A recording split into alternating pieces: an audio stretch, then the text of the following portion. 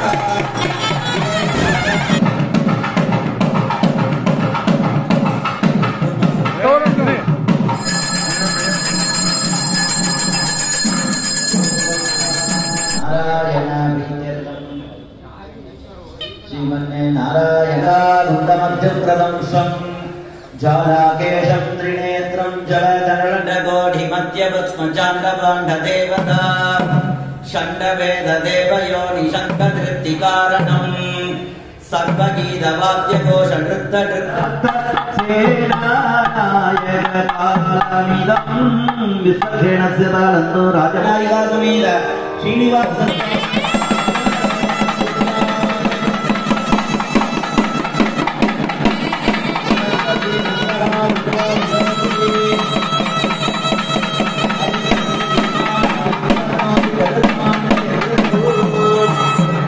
அடுத்ததாக பிரஜமரத்திற்கு அபிஷேகமானது நடைபெற்று